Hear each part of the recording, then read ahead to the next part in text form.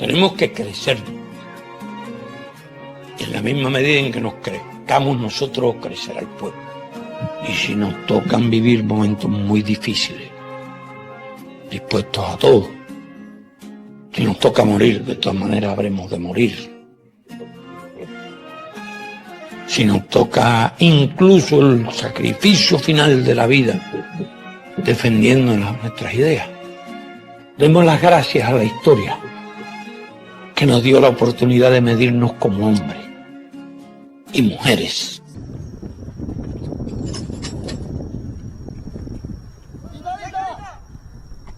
Segundo pelotón listo. Primera, en honor a los mártires de la patria, a nuestro aguerrido pueblo y a la victoria, batería, 21 salvas.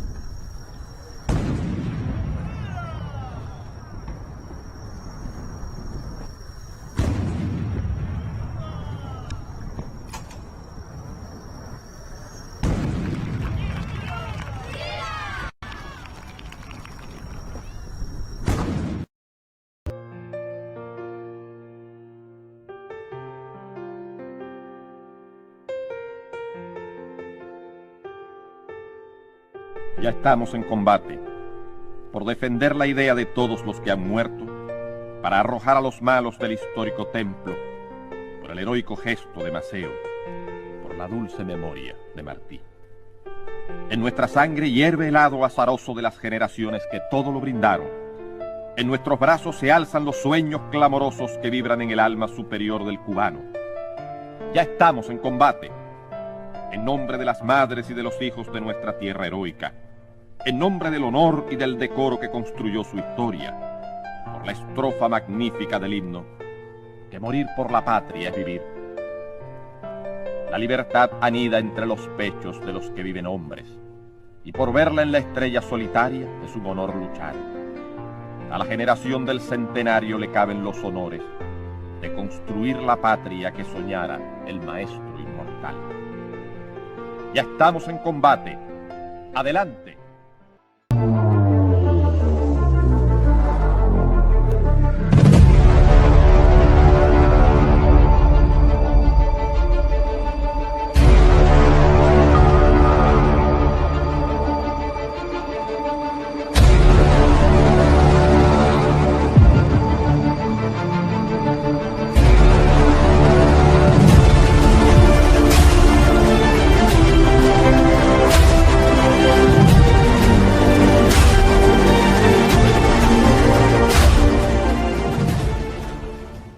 No le podemos fallar a la revolución en ningún sentido. Esta entrega a la revolución, pasando por encima de todos los riesgos y todos los inconvenientes, las dificultades de todo tipo, curte a los hombres, a los revolucionarios y a las nuevas generaciones en el ejemplo de las generaciones anteriores.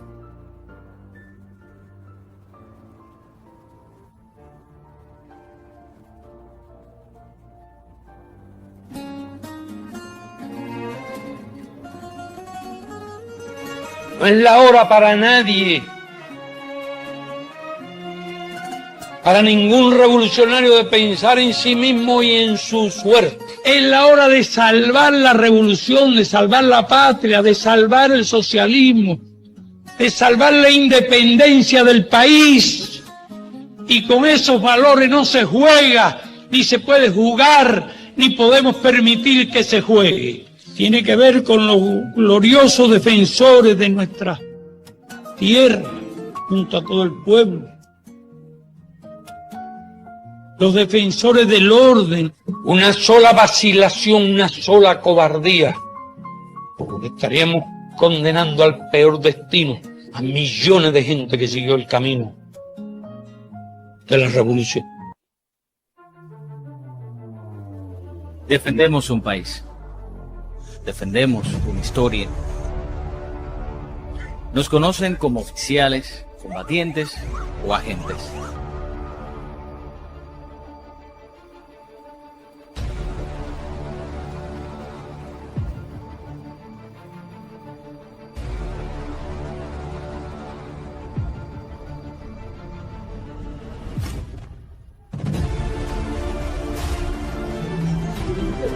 Las mujeres y los hombres del Ministerio del Interior son gente que hacen por la patria. Por la seguridad, por la tranquilidad. Por la independencia. Por el futuro. También somos estudiantes, profesores, licenciados, doctores, científicos, trabajadores civiles de la defensa.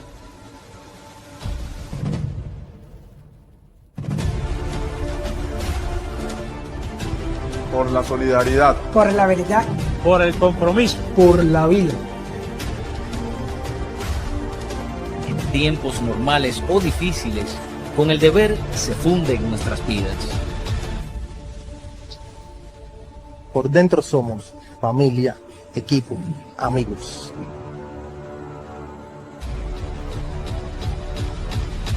Nos une cada misión. Para mí es mi casa. Es mi lugar en el mundo. Es hacer por la esperanza.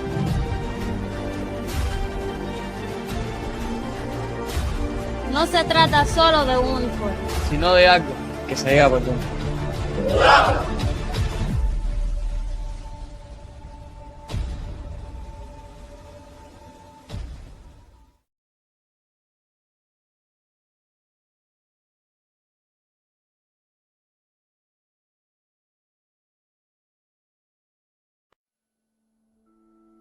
A los hombres y mujeres de nuestro pueblo, que con su abnegada labor en los órganos policiales y de la seguridad del Estado, desde el 1 de enero de 1959, hicieron posible la creación del Ministerio del Interior en junio del año 1961. De manera especial, a los que pública o anónimamente murieron en el cumplimiento del deber. El 6 de junio del año 1961, la Ley 940 del Gobierno Revolucionario crea el Ministerio del Interior de la República de Cuba. De esta manera, quedaban unidos en un solo órgano todas las fuerzas y medios de la seguridad y el orden interior.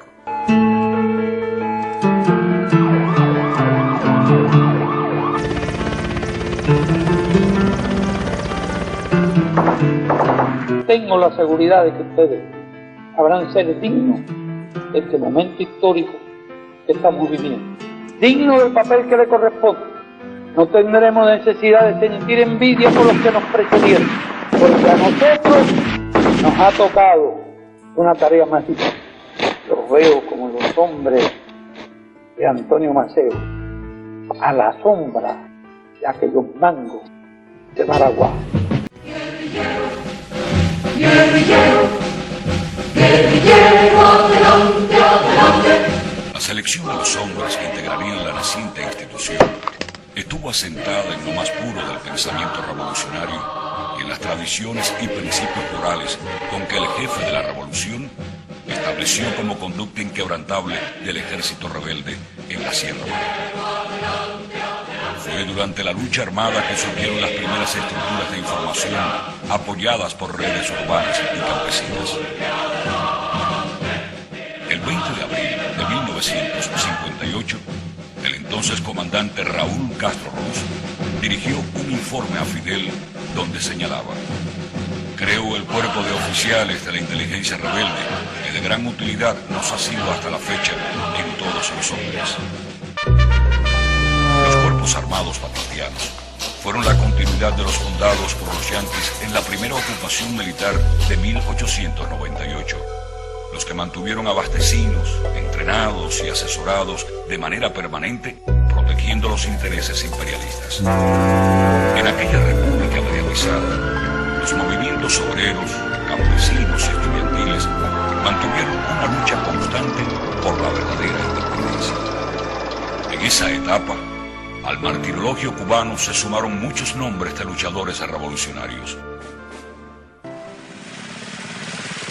Hasta la década del 30, la máxima expresión de toda esa siniestra etapa, bajo la dominación yanqui, la alcanzó la dictadura de Gerardo Machado en 1925, quien dio riendas sueltas al latifundio y a la penetración del capital estadounidense, disolvió los sindicatos progresistas y clausuró la Universidad de La Habana. La tortura, el atropello y el crimen caracterizaron su gobierno. Apenas tomó posesión, prometió al gobierno de los Estados Unidos que mientras gobernara, ninguna huelga duraría más de 24 horas. Y abiertamente expresó: no quiero más campañas antiimperialistas. Yo soy imperialista. Perseguiré sin piedad a los comunistas. Paradójicamente, fue derrotado por una huelga que duró más de una semana y la dirigió Rubén Martínez Villena, quien lo había catalogado de esta manera: es un salvaje, un animal, una bestia, un asno con garras. El presidente Franklin Delano Roosevelt, ante el fracaso por asegurar el gobierno de Machado y amparado en la enmienda Platt, determinó que éste abandonara el poder y lo entregara a otra figura que garantizara los intereses norteamericanos en Cuba, asignándole esta misión al nuevo embajador en La Habana, Benjamin Somerwells, logrando este su sustitución. El 12 de agosto de 1933 lo saca del país, facilitándole escapar de la justicia revolucionaria. Le brinda abrigo en territorio norteamericano con algunos de sus seguidores hasta su fallecimiento el 29 de marzo de 1939. El gobierno que sustituyó a la dictadura machadista fue reconocido de inmediato por los Estados Unidos en su maniobra para controlar el triunfo popular. Sin embargo, la situación se escapó de su control cuando el 4 de septiembre, un grupo de clases y soldados del ejército unidos en un movimiento de corte progresista llamado Junta de los Ocho, ejecutó un golpe de Estado. Una figura sobresalió tenebrosamente en todo aquel proceso: el entonces sargento Fulgencio Batista, ascendido fraudulentamente a coronel y nombrado jefe del ejército, reunía todas las condiciones que el vecino del norte necesitaba para continuar imponiendo su voluntad sobre los destinos de Cuba. Un grupo de oficiales del ejército machadista se resistieron al golpe del 4 de septiembre de 1933, amotinándose en el Hotel Nacional. Y el 2 de octubre fueron vencidos bajo el fuego de los golpistas. Al aceptar la rendición, muchos de ellos resultaron asesinados en los jardines del hotel. El coronel Fulgencio Batista, con suma crueldad, dirigió aquella operación que tuvo su segunda parte en el castillo de Atarés, a donde acudieron algunos de los oficiales asesinados, corriendo muchos de ellos la misma suerte. Batista traicionó a la Junta de los Ocho e integró el ala más derechista del gobierno provisional y proimperialista, al que también traicionó, logrando su derrocamiento en enero de 1934. comenzó entonces una siniestra trayectoria llena de intrigas, traiciones y crímenes. El nuevo embajador yanqui, Jefferson Caffrey, recibió al coronel Fulgencio Batista, identificándolo inmediatamente como el hombre fuerte, capaz de defender los intereses de los monopolios norteamericanos y la reacción. Con las órdenes y protección del embajador yanqui, aumentó su poder sobre los institutos armados y con ellos ahogó en sangre la huelga general de marzo de 1935. Tenía el poder real detrás de las fachadas gubernamentales de esos años, consolidado por su condición de fiel servidor del gobierno estadounidense. En medio de una situación internacional compleja, desde 1936 con la Guerra Civil Española y después con el comienzo de la Segunda Guerra Mundial, Batista logra ser elegido presidente entre 1940 y 1944, con el apoyo permanente del gobierno de los Estados Unidos. Al concluir ese periodo, luego de perder las elecciones de 1944 por abrumadora mayoría, se refugia en Daytona Beach, en Miami, Estados Unidos, llevando consigo los cientos de millones de pesos que robó del país y sobre sus espaldas los cientos de asesinatos que ordenó cometer. Con los gobiernos de Ramón Grau San Martín y Carlos Prío Socarrás, se fomentó el gangsterismo, la corrupción y el sometimiento a los intereses yanquis. En 1952, el Partido Ortodoxo, creado por Eduardo Chivas y basado en un programa reformista bajo el lema Vergüenza contra dinero, prometía una victoria segura en las elecciones de ese año. Alrededor de ese partido se agrupaban obreros, campesinos, estudiantes y amplias masas populares. De ellos salieron los jóvenes que bajo el liderazgo de Fidel integraron después la generación del centenario.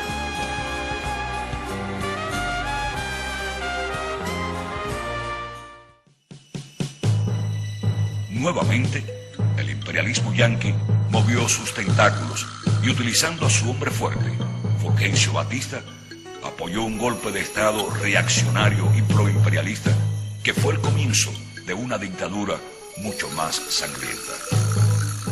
Solo un hombre en todos esos siglos ha manchado de sangre dos épocas distintas de nuestra existencia histórica. El gobierno de los Estados Unidos suministró al régimen de Batista todo tipo de recursos para su consolidación en el poder.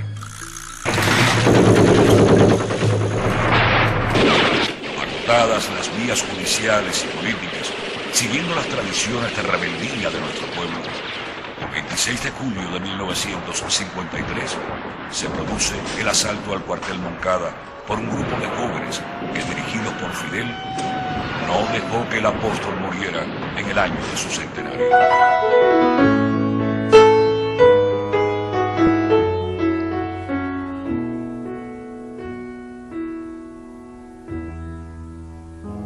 Yo soy un hombre sincero, de donde crece la palma, y antes de morir me quiero echar mis versos del alma. Ante el impacto político e ideológico que dejaron en la población los hechos del Moncada, el gobierno norteamericano incrementó el apoyo a la dictadura, creando, abasteciendo y entrenando los aparatos represivos del régimen, además de grupos paramilitares como los llamados Tigres de Masferrer, prolongación de la Porra de Machado, y de los grupos gangsteriles que en los gobiernos de Grau y Prío se destacaron por su crueldad.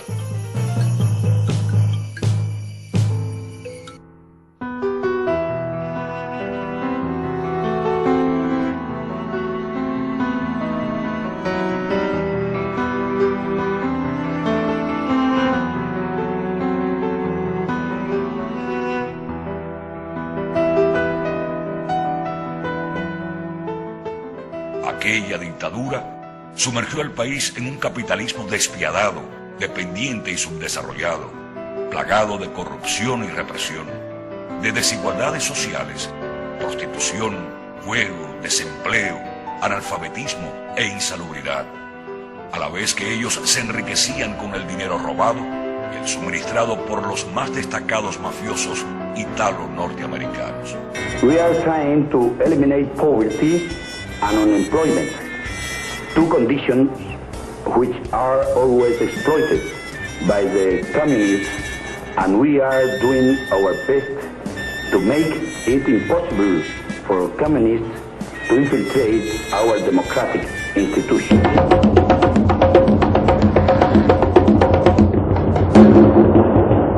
Dante dividió su infierno en 9 círculos.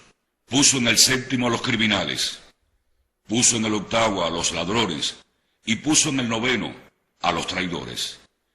Duro dilema el que tendrían los demonios para buscar un sitio adecuado al alma de este hombre, si este hombre tuviera alma.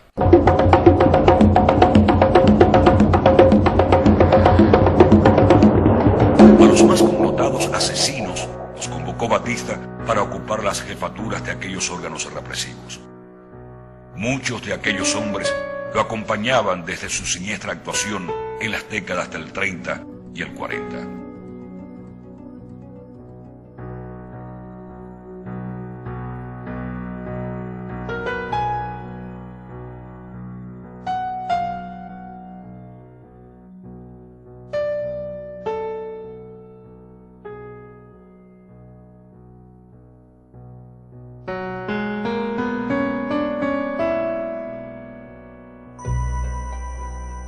En mayo de 1955, Allen Dulles, cabeza visible no solo de la CIA, sino de todos los organismos de espionaje del gobierno de los Estados Unidos y uno de sus principales funcionarios, es enviado a Cuba para asegurar la creación del Buró de Represión de Actividades Comunistas, BRAC, órgano que se distinguió por sus métodos de tortura y asesinato. La enorme presión popular obligó a la dictadura batistiana a decretar una ley de amnistía. En el segundo trimestre de 1955 salen de prisión los jóvenes de la generación del centenario. Los acontecimientos revolucionarios se desencadenaron con rapidez bajo la dinámica dirección de Fidel.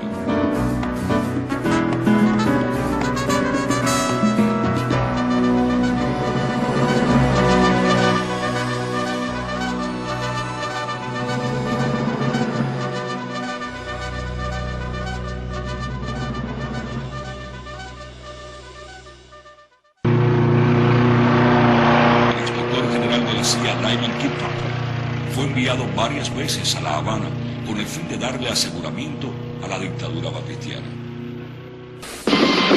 Radio Ro reportando, atacado el Palacio Presidencial.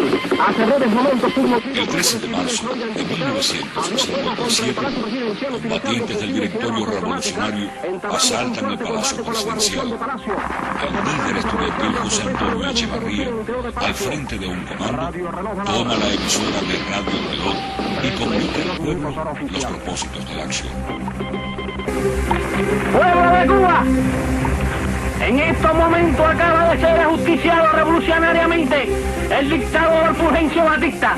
En su propia madriguera del Palacio Presidencial, el pueblo de Cuba ha ido a ajustarles cuentas. El ajusticiamiento del dictador no es conseguido.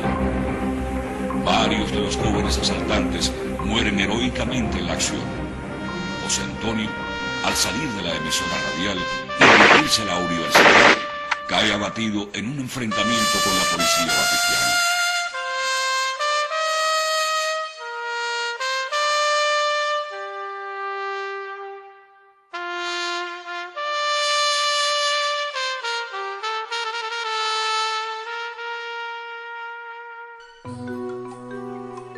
En diciembre de 1958, ante la ofensiva rebelde y haciéndose evidente la insostenibilidad de la dictadura, envían nuevamente a Lyman Kirkpatrick para acelerar la salida de Batista y desarrollar un andamiaje ya preparado llamado Tercera Fuerza.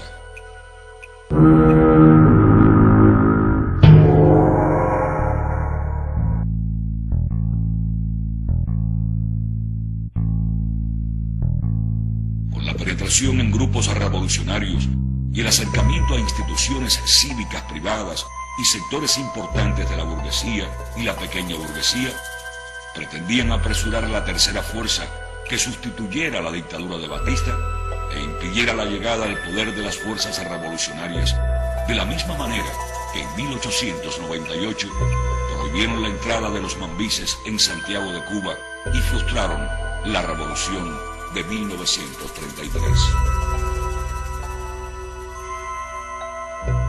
La eliminación física de Fidel, al que identificaban como el obstáculo principal de sus planes, fue una constante desde su estancia en la prisión por los hechos del Moncada, en México y durante su permanencia en la Sierra Maestra.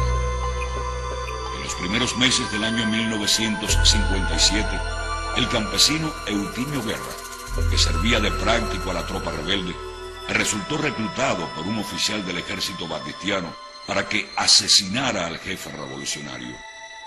Una noche, el traidor duerme bajo la misma manta que Fidel comparte con él, portando una pistola con la que debía realizar el crimen. Sobre este suceso, el Che expresó: Eutimio pasó esa noche al lado del jefe de la revolución, teniendo su vida en la punta de una pistola. A un sujeto nombrado Evaristo Beneneo, ex policía de la Universidad de La Habana, autor de 2 asesinatos y vinculado al servicio secreto batistiano, le encomendaron la misión de asesinar a Fidel en México. Frustrado ese intento, lo envían con el mismo propósito a la Sierra Maestra. Fue identificado, detenido, juzgado y sancionado.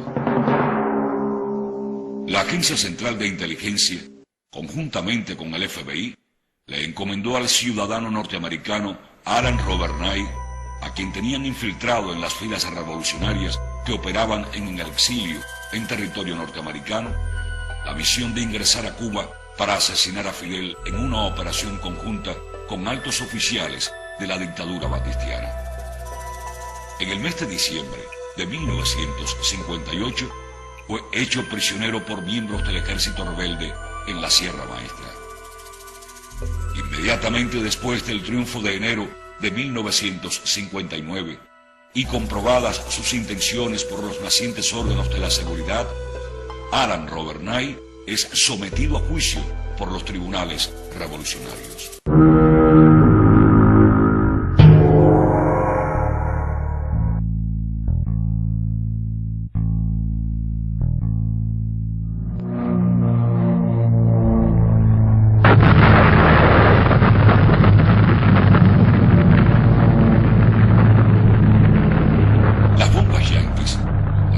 En las zonas campesinas, provocando numerosos muertos y heridos, acrecentó el sentimiento antiimperialista de Fidel.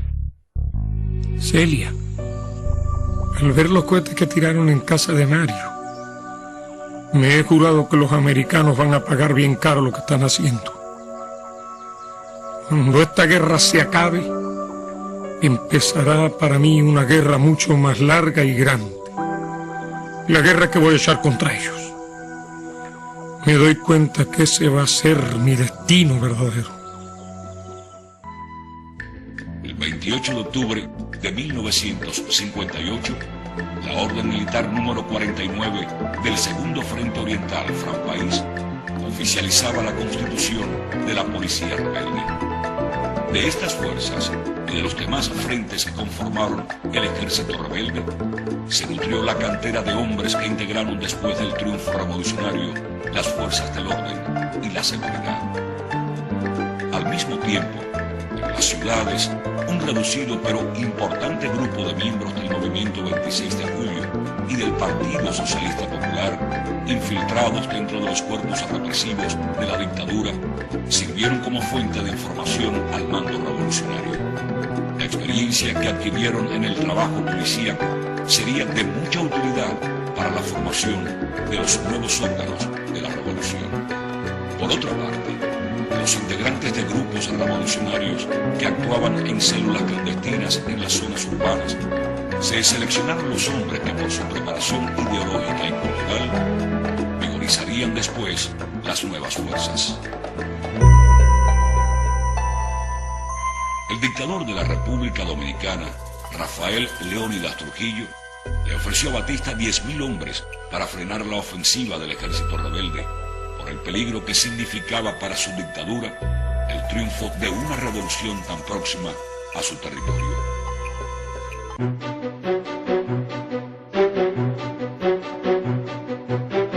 El olfato político de Fidel previó las maniobras que pretendían hacer. Las informaciones recibidas por el mando rebelde desde Cuba y el extranjero confirmaban la operación que orquestaban los servicios secretos yanquis.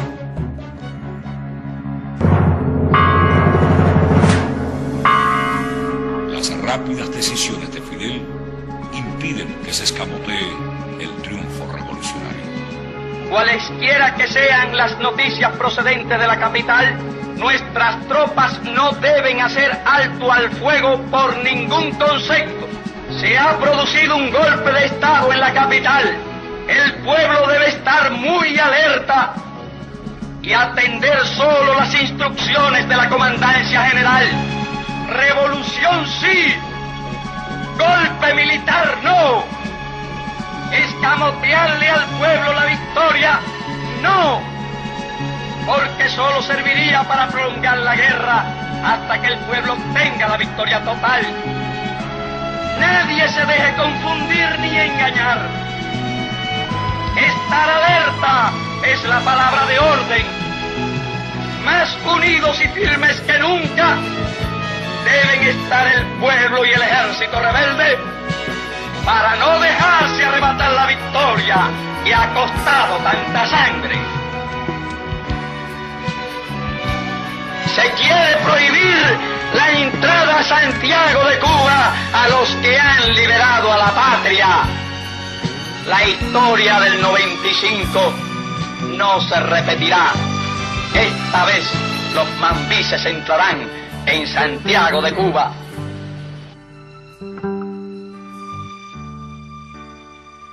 La patria que estaba en los textos, en los atisbos de los poetas, en la pasión de los fundadores, súbitamente encarnó con una hermosura terrible, avasalladora, el 1 de enero de 1959. Comenzaban entonces otros combates, pero desde entonces el devenir tiene raíz, coherencia, identidad. La sangre ha sido aceptada, el sol de los vivos y los muertos brilla exigente en el centro de todo, y todo lo que parecía imposible fue posible.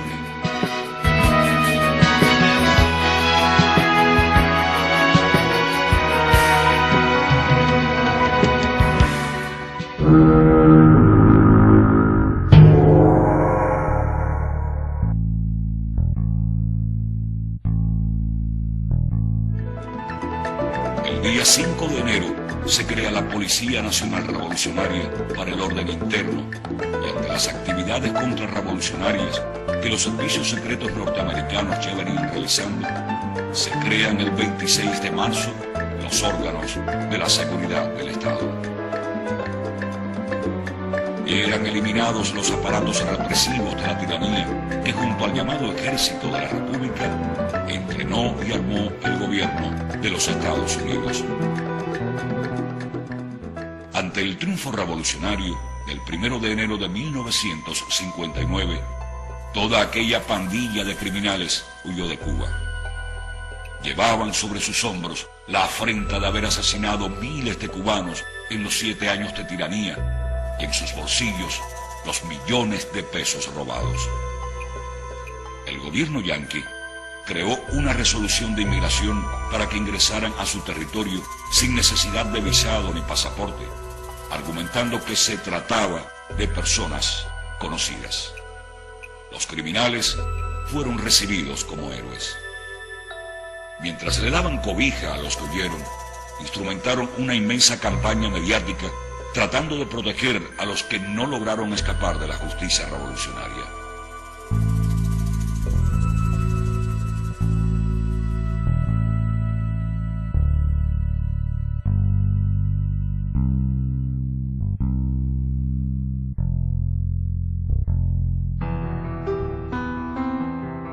Una legítima reacción popular se ocupó de desarticular aquella campaña imperialista. La Operación Verdad sirvió para demostrarle al mundo que el pueblo cubano apoyaba la justicia revolucionaria. Derrotada la tercera fuerza, comenzaron a armar y entrenar a los asesinos recibidos en su territorio para que operaran de inmediato contra Cuba desde suelo de los Estados Unidos y de otros países con gobiernos títeres a su servicio.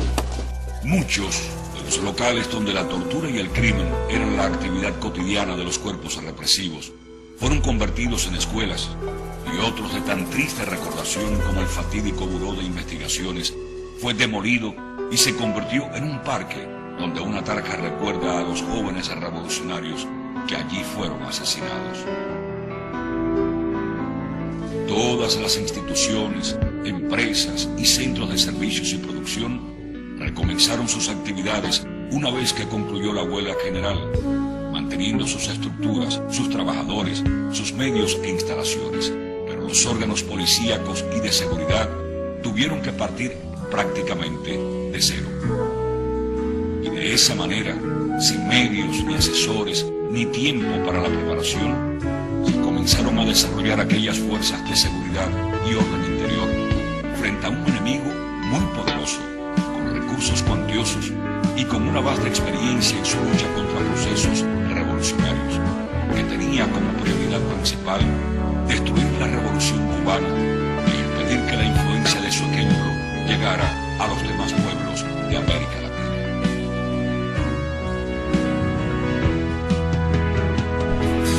¿En qué consiste el poder de la revolución? ¿En qué consiste la fuerza avasalladora de la revolución? Precisamente en esa identificación absoluta entre los órganos de poder revolucionario y el pueblo, entre los órganos de poder revolucionario y las masas revolucionarias.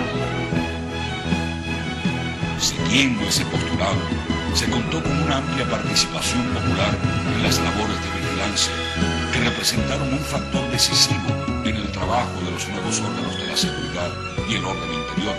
Se crearon las milicias nacionales revolucionarias como parte del brazo armado para la defensa de la joven revolución. En los primeros meses del triunfo revolucionario, los órganos recién creados tuvieron uno de sus primeros enfrentamientos contra una organización conformada por fuerzas batistianas desplazadas del poder, operando dentro y fuera del país, a la que nombraron la Rosa Blanca, en clara ofensa a la memoria de José Martí. Al frente de esta organización estuvo un ferviente seguidor de Batista, Rafael Díaz Balar, padre de los actuales anticubanos ultraderechistas miameros Lincoln y Mario Díaz Balar.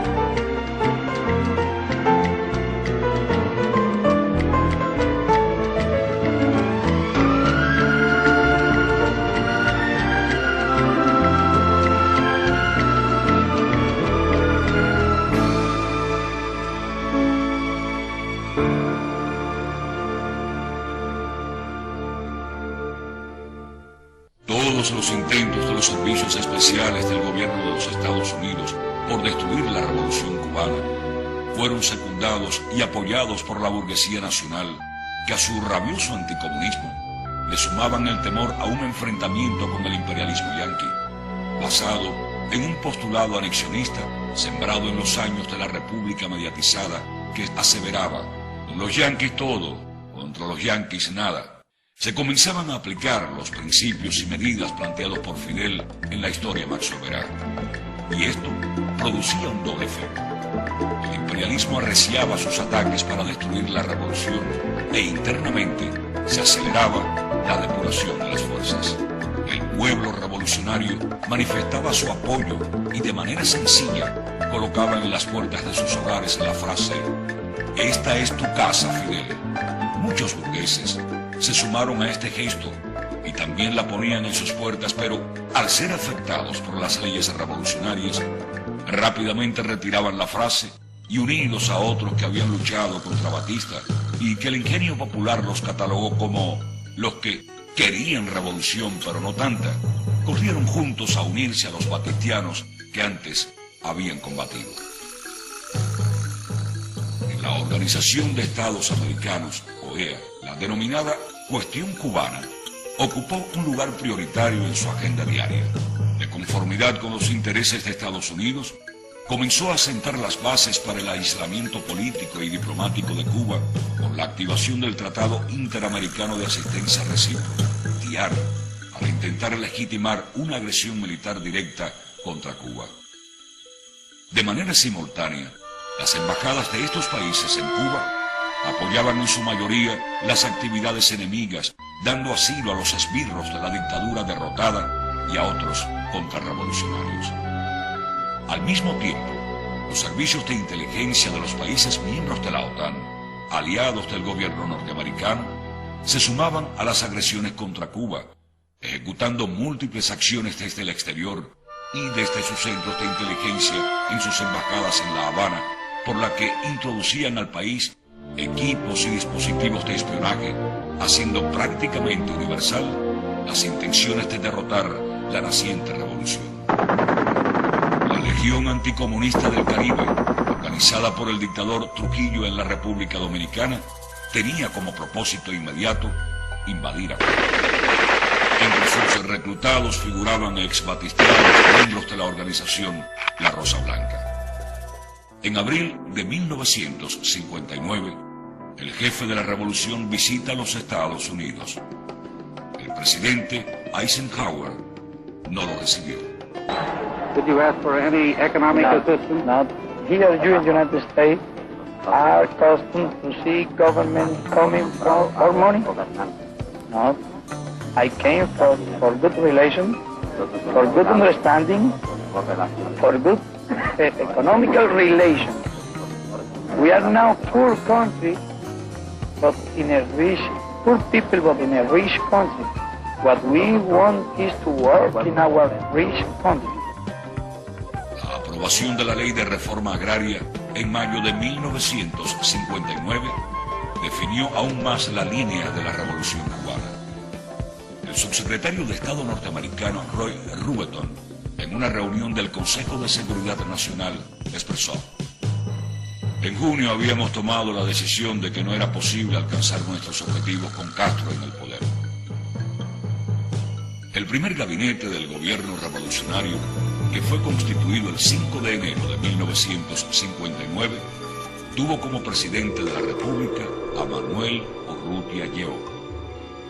La fuerte radicalización del proceso afectó hasta las más altas esferas del gobierno instaurado por la revolución.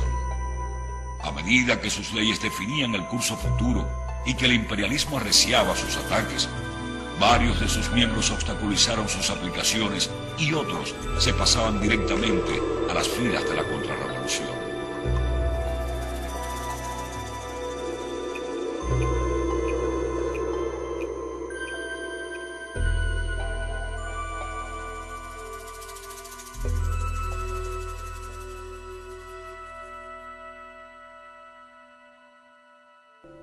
El 13 de febrero de 1959, los ministros revolucionarios que representaban la mayoría designaron a Fidel como primer ministro en sustitución de José Miró Cardona.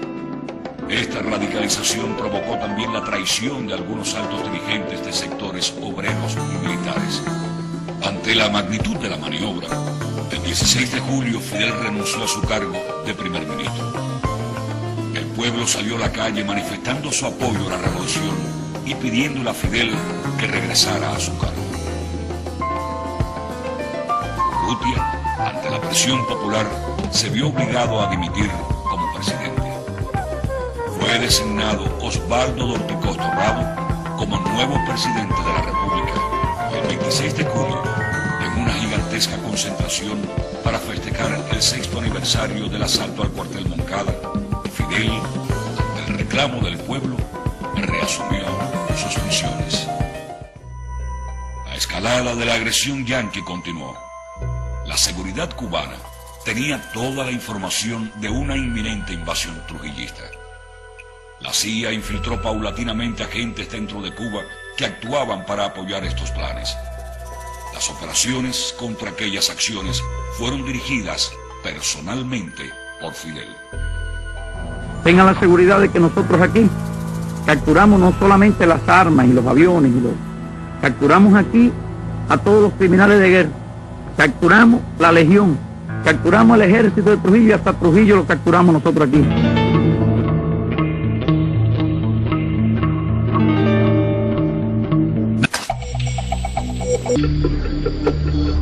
El 21 de octubre, a bordo de un avión que despegó del territorio norteamericano, el traidor Díaz Lanz ametralla la ciudad de La Habana, provocando muertos y heridos. La sedición contrarrevolucionaria de Uber Matos, jefe militar de la provincia de Camagüey, resultó ser el acto final de la gran conjura que en los primeros meses del triunfo revolucionario el gobierno norteamericano realizó contra Cuba.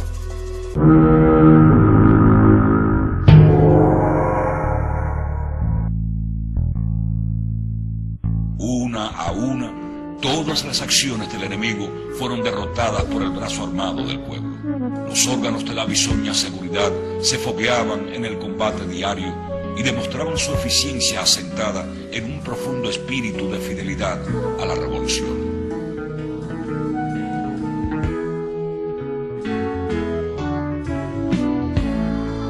El vecino del norte, ante su impotencia, se hacía más agresivo. Ponían en marcha una nueva escalada contrarrevolucionaria, aprobada por el presidente del gobierno de los Estados Unidos, Dwight Eisenhower, con una mayor y más comprometida participación de la CIA. Las agresiones y los sabotajes se intensificaron, se incrementaron las campañas mediáticas.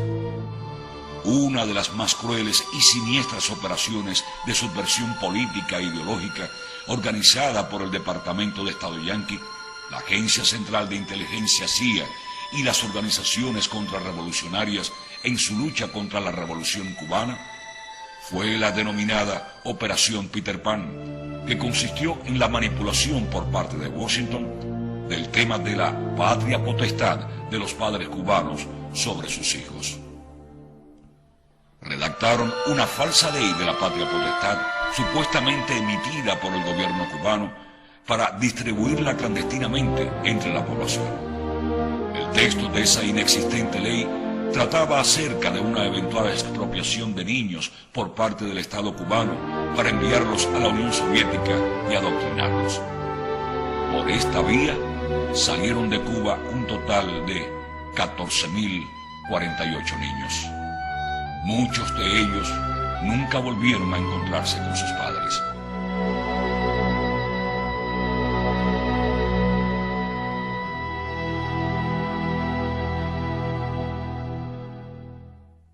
Desarrollaron la creación de cientos de organizaciones contrarrevolucionarias dentro del país. Los planes de asesinatos a los dirigentes revolucionarios, en especial a Fidel, se multiplicaron. Crearon y abastecieron a grupos de alzados en regiones montañosas, integrados por delincuentes y criminales que asesinaban a mansalva hombres y mujeres humildes del pueblo. Mientras se radicalizaban las posiciones y se definían las actitudes. Una parte de profesionales con experiencia en instituciones básicas para la economía eran sacados del país con el propósito de paralizar las industrias y a través de emisoras contrarrevolucionarias incitaban al sabotaje y al terrorismo con cientos de horas semanales de transmisión. El 4 de marzo de 1960, el vapor francés La Coubre, procedente de Bélgica, es saboteado en el puerto habanero, provocando un centenar de muertos, incluyendo 34 desaparecidos, alrededor de 400 heridos, decenas de ellos incapacitados de por vida y, como consecuencia, decenas de viudas y más de 80 huérfanos. La larga mano de la CIA impidió la adquisición de armamentos para la defensa de la revolución. En el sepelio de los caídos nació la eterna consigna de patria o muerte. En un memorándum circulado entre altos funcionarios del gobierno yanqui, se puso de manifiesto la crueldad contra Cuba. Una medida que podría tener un fuerte impacto sería el negar todo financiamiento o envío a Cuba, lo que reduciría los ingresos monetarios y los salarios reales y provocaría el hambre, la desesperación y el derrocamiento del gobierno. El 2 de julio de 1960, el presidente Eisenhower aprueba la ley que suspende la compra de azúcar a Cuba. En respuesta a esa ley, Fidel dijo: nos quitaron las cuotas, pero con las cuotas tendrán que arrancarse para siempre la simpatía del pueblo de Cuba. Nos quitaron las cuotas, pero con las cuotas no podrán quitarnos la vergüenza y la dignidad con que estamos dispuestos a morir en nuestra tierra. El 5 de julio, el gobierno revolucionario acuerda nacionalizar las propiedades yanquis existentes en Cuba, y la noche del sábado 6 de agosto de 1960, al clausurar el primer Congreso Latinoamericano de Juventudes, Fidel anuncia la nacionalización de 26 compañías. En septiembre de 1960, el jefe de la revolución habla en la sede de la ONU. En su estancia en Nueva York, se expuso a diferentes riesgos.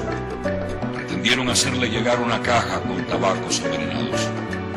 Intentaron poner una carga de dinamita debajo de la tribuna donde hablaría en un mitin público en el Parque Central. Fue expulsado del hotel donde se hospedaba. El Hotel Teresa, del barrio negro de Harlem, le brindó albergue a Fidel y a la delegación cubana. En este hemisferio todo el mundo sabe que el gobierno de los Estados Unidos siempre impuso su ley, la ley del más fuerte. Desaparezca la filosofía del despojo y habrá desaparecido la filosofía de la guerra.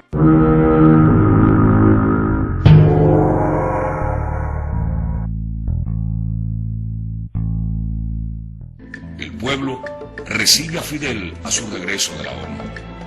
Ante la explosión de varias bombas en los alrededores del acto, el pueblo reaccionó indignado y Fidel, en respuesta a esos actos terroristas, proclamó la creación de los comités de defensa de la revolución. El gobierno yanqui y la CIA aumentan la escalada de agresiones contra la revolución. Preparan una brigada mercenaria para realizar una invasión a Cuba, la que sería apoyada de inmediato por fuerzas militares norteamericanas. Dándole cumplimiento a un plan aprobado desde el 17 de marzo de 1960 por el presidente norteamericano Dwight Eisenhower, se consumaba la llamada Operación Pluto. Mientras entrenaban las fuerzas mercenarias, incrementaban la infiltración de grupos al país que debían secundar las acciones del desembarco y activaban internamente cientos de organizaciones contrarrevolucionarias. El 3 de enero de 1961, Estados Unidos rompe sus relaciones con Cuba. Aviones con insignias cubanas atacaron al amanecer del día 15 de abril los aeropuertos de Ciudad de Libertad, San Antonio de los Baños y Santiago de Cuba. Mientras en la ONU, el embajador yanqui Adlai Stevenson declaraba cínicamente que eran aviones cubanos que se habían subido. Aquellos bombardeos fueron el preludio de la invasión mercenaria realizada con el propósito de destruir los pocos aviones con que contaba la Fuerza Aérea Revolucionaria. El aire toma forma de tornado y en él van amarrados la muerte y el amor. Una columna oscura se levanta y los niños se arrancan los juegos de un tirón. Porque lo que no pueden perdonarnos los imperialistas es que estemos aquí y que hayamos hecho una revolución socialista en las propias narices de los Estados Unidos. Guárdate tu oración, amigo viejo, invoca a Peralejo que nos viene mejor.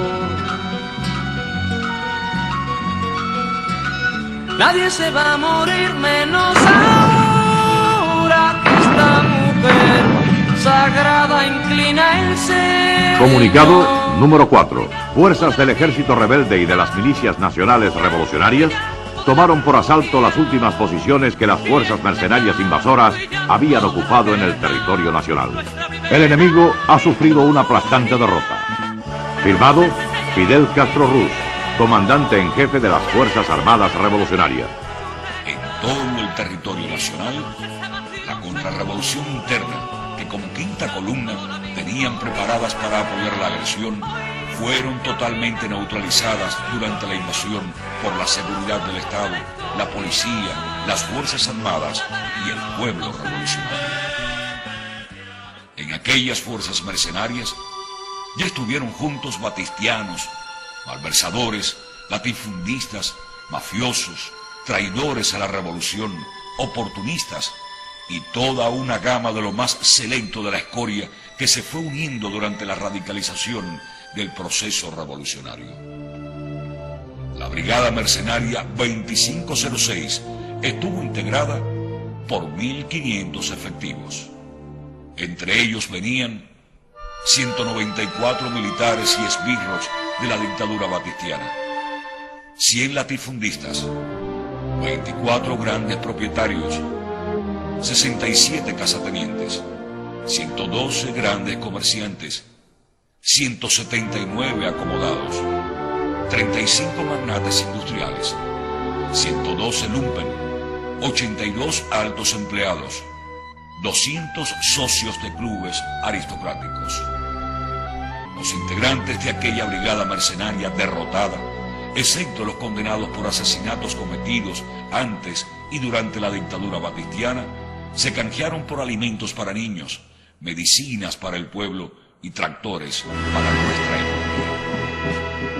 En las arenas de Playa Girón, el imperialismo yanqui con sus fuerzas mercenarias sufría una humillante derrota militar, la primera en América Latina, y a lo largo y ancho del país se le asestó un golpe demoledor a las fuerzas internas que durante 2 años habían estado entrenando, abasteciendo e incitando a la subversión. Se esfumaba la leyenda de la infalibilidad de la CIA creada por la propaganda yanqui. Girón significó el más puro revés de la CIA desde su creación en 1947. La leyenda de Allen Dulles y el mito de invencibilidad de los Estados Unidos se desvanecieron en abril de 1961 en solo 72 horas. No se trató solamente de un fracaso de la CIA y otros servicios especiales norteamericanos, sino de toda una política empeñada en destruir los movimientos revolucionarios. La prepotencia y la soberbia imperialista fueron vencidas por un pueblo unido defendiendo su revolución socialista. Ante el enorme descalabro sufrido y la considerable pérdida de autoridad, el presidente Kennedy tuvo que asumir la responsabilidad de la derrota. El gobierno norteamericano reestructuró toda la jefatura de sus servicios secretos. Allen Dulles, fundador y director de la CIA. Richard Bissell, fundador de la CIA, jefe de sus servicios clandestinos y arquitecto principal de la Operación Pluto. Coronel Judd Hawkins, principal planificador militar de la Operación Pluto, y otros principales directivos y funcionarios fueron apartados de sus cargos.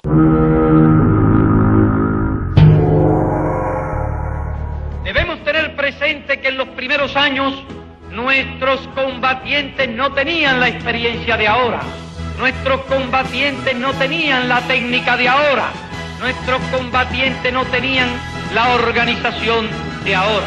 En los primeros años, nuestras propias organizaciones de masa no tenían la experiencia de ahora. Y sin embargo, desde el comienzo mismo de este proceso, en cada una de las batallas, la contrarrevolución ha sido derrotada.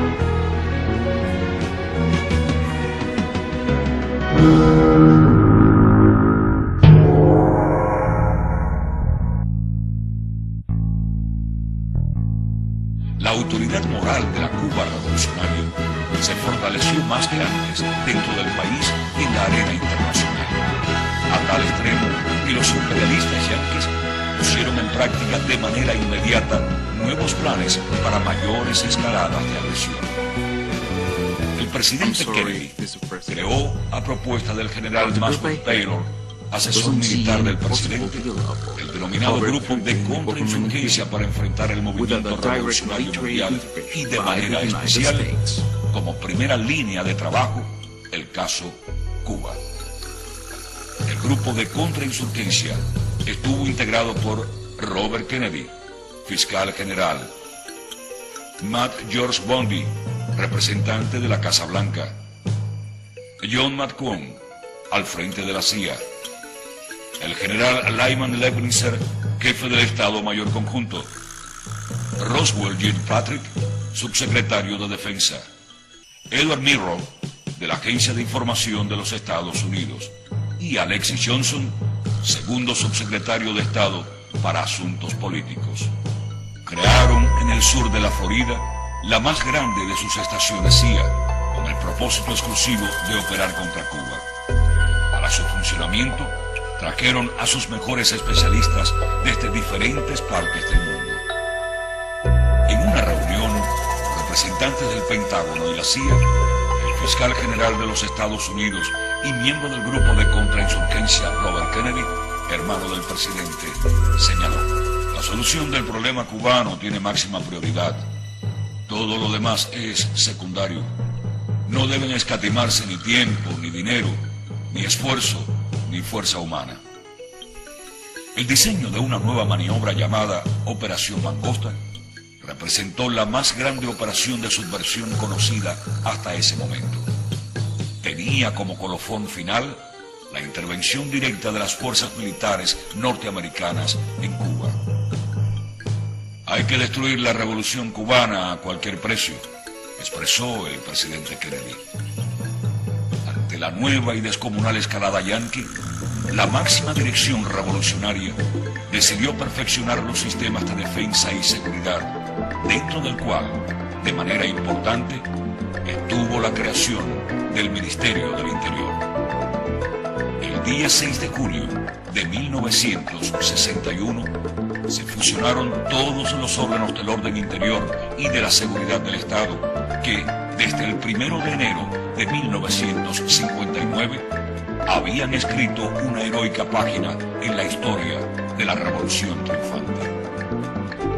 Todos los fracasados planes para destruir la Revolución Cubana en ese periodo de tiempo demostraron al mundo la decisión inquebrantable del pueblo cubano de defender su revolución y su socialismo.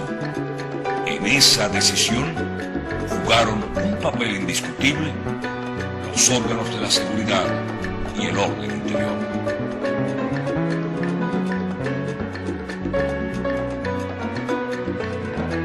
Un árbol se puede caer porque tenga raíces flojas, pero ningún árbol de raíces profundas podrá ser derribado jamás. Y tenemos millones de ciudadanos con raíces profundas. Y un pueblo con raíces profundas. Sepan captarlo, sepan comprenderlo nuestros jóvenes instruidos y cultos. Sepan beber de la historia, sepan alimentarse de la gloria de nuestra patria, de sus tradiciones, de sus valores, como se alimenta del pecho de la madre. No se dejen confundir por nada, no se dejen engañar jamás. Esa es nuestra esperanza, y que este país jamás retroceda, y que esta revolución jamás retroceda, y que toda la dignidad y la gloria que hemos adquirido no pueda destruirla nadie. Ese es nuestro compromiso y ese es nuestro momento. Mártires y gloriosos con nuestros muertos heroicos, con orgullo lo proclamamos hoy y con orgullo repetimos: socialismo muerte, patria o muerte, venceremos.